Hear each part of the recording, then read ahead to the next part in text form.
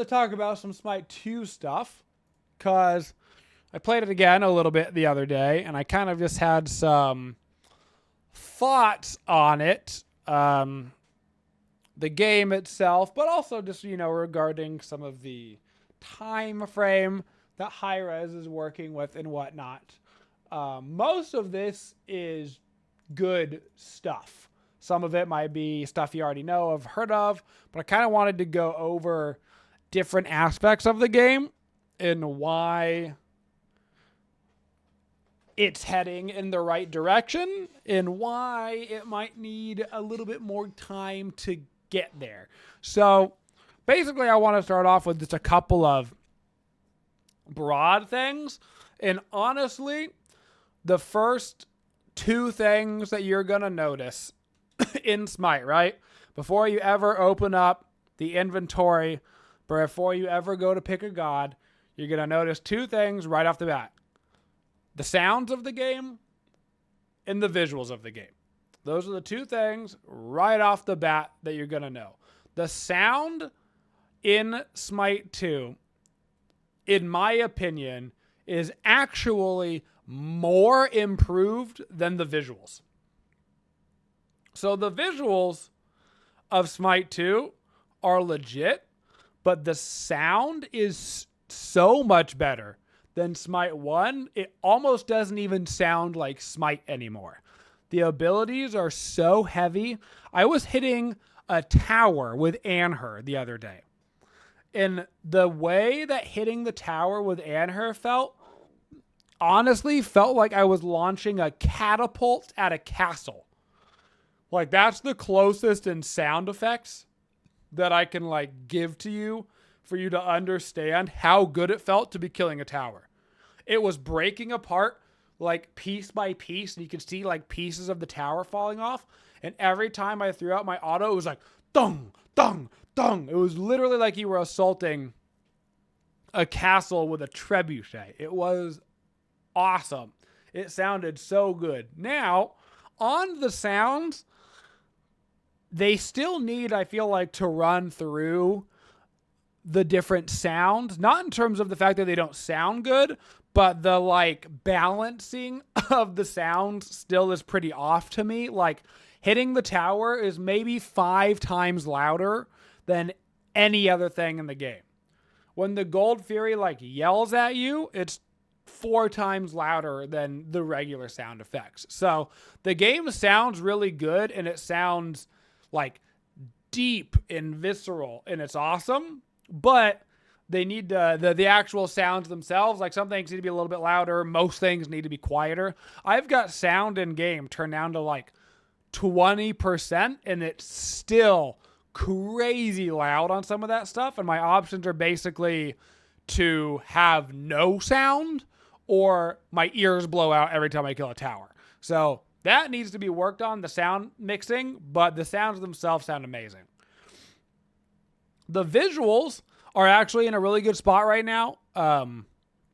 They seem to have finished up all of the baseline aesthetic of the new map. I don't think there's any missing assets.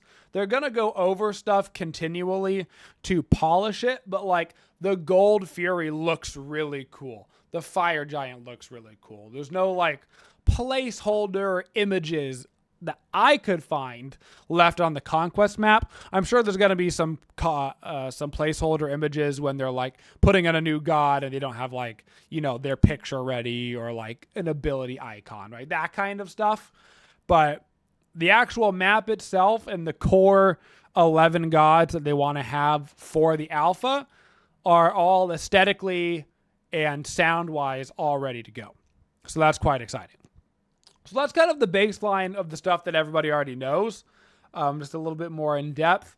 The rest is going to be kind of design decisions about why Smite 2 is going to be better than Smite 1, and they're already decisions that you can either see in the game or that they've talked about that are coming in the future. So one of those is with items. The itemization in Smite 2 is truly better in every facet. I have not found one thing about the new item trees that is worse than Smite 1. Everything is either equal to or better. For those that don't know, in Smite, they're doing away with magical physical damage, and they're calling it strength and int. For all intents and purposes, physical and magical damage, right? The difference being, in Smite 2, gods can be hybrid, and they can have physical and magical scaling in their kit, aka strength and int scaling, strength and intelligence.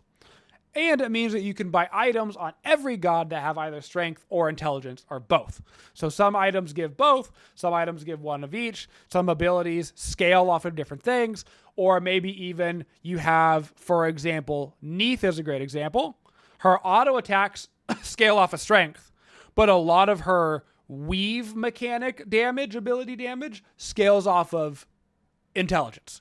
So it's like, do I do more of an ability Neith, or do I do more of a attack Neith? So that kind of thing is really cool. And so it gives you a lot more building leeway. Also, all items have relics on them now. Not all items, I should say all relics, except for beads, are now on items. So the entire relic system is gone in Smite 2, which is a blessing, honestly. And those are potentially put onto items. And the reason why this is so much better, the reason is because it allows them to balance items around relics and vice versa. In other words, everybody in Smite basically buys the same 4 relics, right? Because they're just so much better than all the other relics. But in Smite 2, you have to decide, okay, I want Blink, right? I'm playing Geb and I want to go for a Blink ult. But if you want to do that, you've got to buy the Blink item. And for the most part, the Blink item is going to be significantly worse stat-wise than if you were to buy an HP cooldown protection item, right? You're going to get significantly worse stats as a sacrifice for buying a significantly stronger active. So you've got passive items and active items. Active items mean there's some sort of button that you press and it goes off, aka basically a relic. That could be Blink. It could be basically meditation, or it could be a giant stim. Could be like you have plus 25% attack speed and 50 auto attack damage for the next 5 seconds, right? But when you don't have that active, probably worse than a generic item that's just a passive item. So that itemization, not only is it way more interesting for your builds, right? Way more interesting. But it's way easier to balance as well, meaning that the game will be a lot more about counter building. Okay, who am I against? Okay, who on their team is doing well? Who on my team is doing well? Can I sacrifice the stats for the active? All that kind of stuff. It makes the building so much more dynamic. Also on the itemization, not only have they done that, but they've also reworked how certain stats work.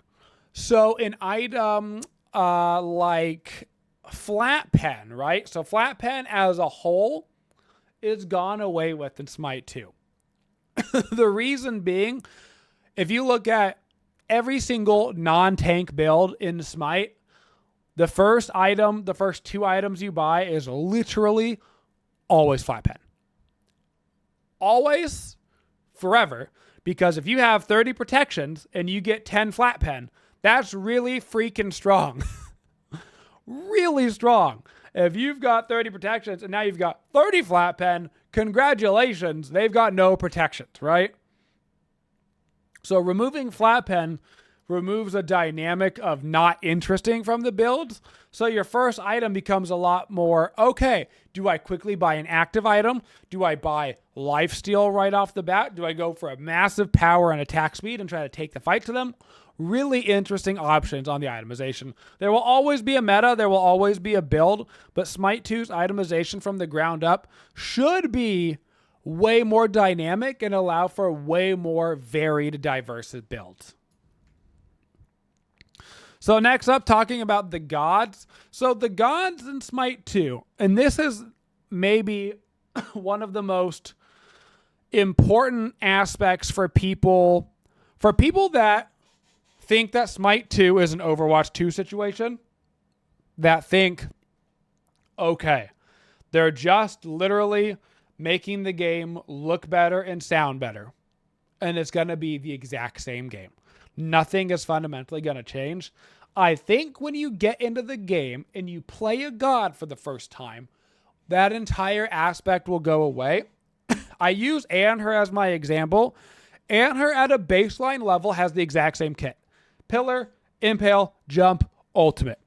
The Ultimate itself has gone through a rework, right? It is kind of the same ability, but it functions entirely differently. But even the parts of his kit that are the same, the Pillar, the Impale, the Jump, they all feel different. He is fundamentally the same character, and he fundamentally has the same combos, but playing him feels entirely different. The Pillar feels way more powerful, and it has a slightly different thickness, it feels like. It feels like the Pillar is a little bit bigger. You can get rid of the Pillar now, so you can pop up the Pillar and you can plop it down if you mess it up or if you want to start to get the cooldown back up. Little things like that make the kit feel more fluid. The Impale comes out at a slightly different timing because it feels so much heavier. You throw out that Impale and it literally feels like you smacked somebody with a rocket ship. It feels so good. The Ultimate, which is his only ability that's fundamentally different, you throw out 3 really fast, feels good spears, and then you build up this giant action and throw your last one that basically hits just as hard as your first 3 spears do. And it does tons of damage and it feels so good to land. He feels nothing like Anher in Smite 1, which some people, I understand, will find that to be a negative. Gods feel different in Smite 2. They feel heavier and hardier and thicker in Smite 2. And because of that, the pace of the game does feel a little bit different. When you go to use your abilities, when you go to move, when you go to auto attack, everything's going to feel a little bit different. You're going to be like, this doesn't exactly feel like Smite, right? It feels like a different iteration of Smite. It feels like Smite 2, genuinely. While you're going to know general kit knowledge, right, about characters going into Smite 2, and you're going to have a general idea of how to use your combos, there is a sense of relearning characters and that finding that they've got slightly different feels to their kits and how they flow together and all that kind of stuff, right? And that doesn't even include, obviously, new items that you're building and trying out new stuff, and all of a sudden now you've got new scalings, and so an intelligence item is good on you when you only built physical beforehand or vice versa. Very different, very interesting. And then some gods have straight up new abilities. Now, I won't get into this part because this could be NDA'd, and this is, obviously Hi-Res doesn't care about me talking about and hyping up Smite 2, but I don't want to get into any specific non-shown abilities. But some gods, I'm just going to say Kukulkan, fundamentally, once again, have the same kit, but their Slither has gotten a crazy quality of life change that totally changes the way that he plays. So even gods that, once again, have mostly the same kit are receiving passes in order to bring them kind of into the modern era of Smite. So very interesting working with those older characters and giving them a little bit of oomph to make them feel good, knowing that there's going to be, 2 dozen, 3 dozen, 4 dozen, 5 dozen gods in the game and not too long, right? Because they're pumping out the gods really fast. Next thing I wanted to talk about is the map design. The map in Smite 2 feels way different. Now, a lot of people ask, is there verticality and stuff? And Hi-Res has already said, no, there's no verticality. And there's not. There's no predecessor verticality style to it. But the map itself obviously looks better. And the way that it's designed just feels better right off the bat. So there is a teleportation mechanic in Smite 2, but it functions way better than the teleporting mechanic in Smite 1. It just feels better because of where the teleporters are placed. It feels less oppressive while still being able to utilize it to cross the map. The bushes across the map that give stealth allow for so many ganking opportunities and also make warding way more important. But with the addition of the bushes that add the stealth to the game, give you more PvP opportunities, they've built in wards into Smite 2. So for those that don't know, beads and wards are built into your kit in Smite 2. You never spend $1 on a ward except for to upgrade your wards from regular wards to sentry wards. Other than that, they're built in and have a cooldown in your kit. Same thing with beads. You never build beads. You get it at level 1 and it's on a cooldown just like regular beads. You never got to worry about it. Super convenient on that front, right?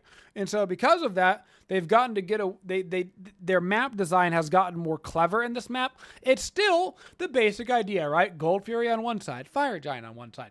There's new objectives though around the map to help out your team. There's new interactions with mechanics because of their new action button. So the jump button is also an action button, which lets you do certain things. And right now those mechanics are pretty basic, but you can see in the long run being able to use that action key, not just to pick up a buff or to get some gold for your team, but to do more dynamic mechanics like the one they have over by Fire Giant, where you can sacrifice 10% of your HP to open up a secret door to Fire Giant to try to gank a team. Super interesting, right? Super interesting. So that'll bring us into the game design section. So this is more hypothetical, right? These are stuff that they have told us about that are not actually in the game yet because they're going to come later. But they are important to note because it is showing a game design process that is more in line with what the community wants. The biggest one about that is rank. So for those that don't know, they are entirely redoing the ranked mode. For Smite 2, ranked is going to work from the bottom up, aka you're going to start at 0 elo and you're going to work your way up. So right now in Smite, where you start right in the middle of the pack and then you get your butt kicked and you fall down, not going to happen. You're going to start at the bottom in the trenches with everybody else, and then you're going to work your way up to your proper rank. The way that most ranks should work, because it means that everybody is encouraged to play ranked, because almost nobody is going to be stuck at that absolute bottom of the barrel rank, right? Almost everybody is going to improve by playing. In Smite, one of the biggest problems is that 50% of the player base basically should never play ranked because you're just going to lose rank. That's a massive deterrent to the community playing ranked. In general, Hi-Rez wants a lot more people playing Conquest ranked. They want it to be basically the premier game mode. Conquest in general, they want to focus on more as a game mode, and they want people to be kind of onboarded into casual Conquest to play ranked Conquest and have that kind of as the path for players. They want people that played a lot of other game modes to find their love of Conquest in kind of the competitive game mode, which is great because the higher the ranked player pool is, the better matchmaking feels, and also the more people that are interested in Conquest also is a good telling for future competitive Smite, for Smite 2, getting people interested in it so they want to watch and all that kind of stuff, which is obviously good and healthy for like an esports ecosystem. Another thing from a game design perspective that they're working on is they're making an entirely built from scratch in-house matchmaking. So Smite right now uses basically a tweaked FPS matchmaking system. And as you may know, Smite is not an FPS. Smite is a MOBA. So they're actually trying to make a custom MOBA matchmaking system in-house. We don't know what that's going to look like yet. That is still being customly designed. But the fact that they recognize that there's problems with Smite's matchmaking and it needs to be reworked from the ground up, just like what they're doing with ranked, it's messed up and it needs to be reworked from the ground up, is very exciting. The fact that they're taking into account for ranked things like party sizes, maybe there's a 5-man rank queue so you can queue up with your friends. Maybe they let you queue up with more friends when you're lower ranked, right? Maybe you can queue up with 2, 3, 4 other friends, right at the start when it's low ranked, when you don't mess up the matchmaking. And then as you get higher and higher and higher ranked, you can queue with less people because you're going to start to impede the matchmaking system more and more and more. And also you should be able to carry yourself more and more and more. So new players can play with their friends in ranked, but as you get more into ranked, as you get further, you have to prove on your own that you belong at those higher ranks. Those kinds of things that they're keeping in mind are super exciting from a game design perspective because it means that they're listening to the community and also they're just downright good ideas, right? So from fundamentally all the basis points, it looks like Smite is going in the right direction. Speaking of those fundamentals,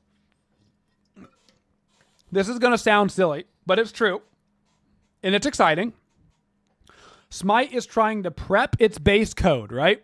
It's trying to prep its net code, its base code, its server connection, all that good stuff to be able to handle 1 million concurrent players. Now, that will never happen. Smite will never have 1 million concurrent players, or Zeus can strike me dead. It will never happen, ever. But if Smite is preparing to be successful with Smite 2, it means if there's ever a given rush of players, a big streamer comes in and gets their community into it, right? There's a big tournament and a bunch of people want to play after. It means that Smite 2, well, later on when it's released, in the alpha, I'm sure there's going to be problems, right? That's what the alpha's for. But as it approaches free-to-play release, the game should be able to handle large influxes of players without Smite dying 1,000 deaths like we're so used to it, right? We're so used to Smite. New season pops up, servers go down for days. They come up, they come down, the game crashes, your servers start crashing, your friends list doesn't work, right? Those things should be fixed for Smite 2 with them being prepped and ready to have a much larger player base than they will ever have for Smite 2. So hopefully those types of things are nipped in the bud before it ever happens. Now, those are all of the exciting things coming up for Smite 2. There are a couple of things that I'm concerned about that I want to talk about. And some of these they are also concerned about. But there's one big one right off the bat that I want to talk about, and it's optimization. Now, the game is in a pre-alpha state. Obviously, optimization is not the first priority. But I have now played Smite 2 on DX11 and DX12 because my computer was having some of those problems where I couldn't play on DX12 until I got it fixed. So I've seen it on DX11 and DX12. And some people are going to have to play the game on DX11. That's just the way that it goes. When I used DirectX 11 to play Smite 2, I had maybe 60 frames. Maybe. Now, that is not the way the game is designed to be played. It is designed to be played on DirectX 12. And when I played on DirectX 12, I had about 120 FPS. Smite caps by default at 150. So with my computer, which is essentially the strongest consumer computer that you can buy, on max of all my settings in Smite 2, I was not getting max frames. So obviously it's the alpha, and it's going to take time on that, but it does make me worried that people with lower end and even mid-end computers are going to have a hard time running the game, and it also makes me concerned for consoles. Obviously Smite 2 will only be available on next-gen consoles, which are more powerful, but it does make me a little bit concerned, especially in the early days, about even consoles hitting those higher frames. As you turn up those graphical settings, it really starts to hit your machine pretty dang hard. So optimization is an area of concern that I think they need to continue to work on. I think a lot of it, according to some of the devs, is some of the Lumen system, which is the lighting system that Unreal Engine 5 uses, which seems to make the game look really, really pretty, but also put a massive, massive performance smash into your PC. So that's kind of where optimization is at. So optimization still has a long way to go, in my opinion. I get 200 to 240 frames in Smite. Smite 2 looking at 120, right? So optimization still has a long way to go. The next two things are kind of the same thing. And this is kind of the end of this little Smite 2 talk. And it's kind of the learning process and the clarity for Smite 2. Now, they've already talked about how in the alpha, it's kind of going to be the wild, wild west.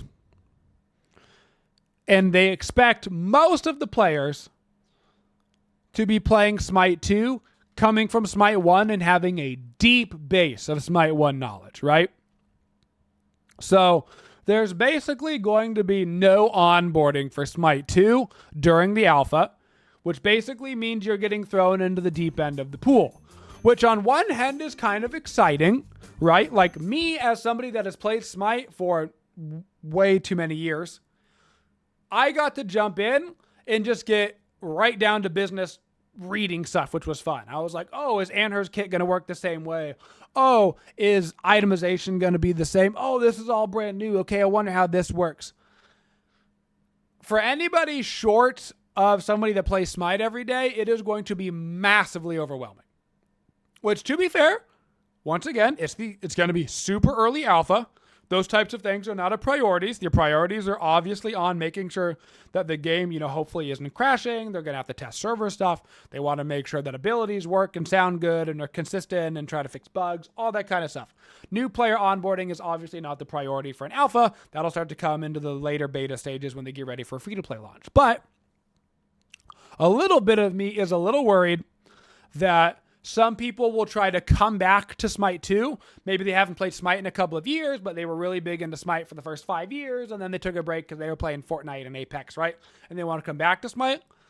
There is going to be even with only 11 gods in the game, there's going to be a big, bam, wall of overwhelming as you're trying to learn all of the new stuff all at once. And there really isn't any help at all in the game at this stage. Which means you're going to kind of have to vibe it out yourself, which, like I said, for like streamers and stuff, it's going to be really fun because everybody's going to get to run their own busted stuff and try to learn all that stuff.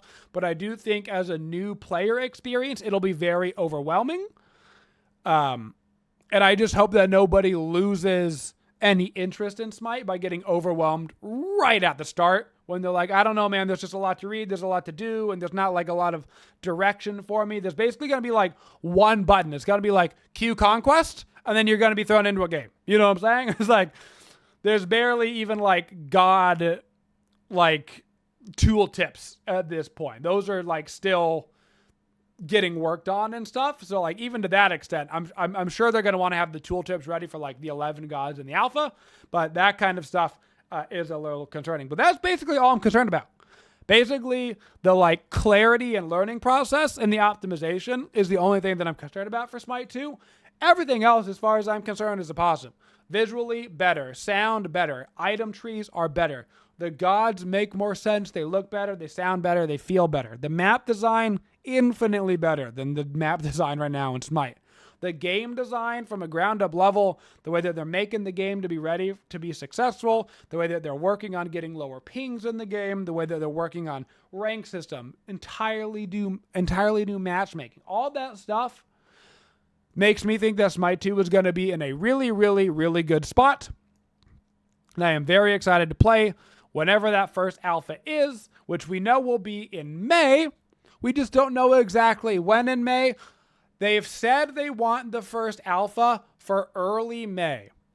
Personally, I think it should be late May at the earliest.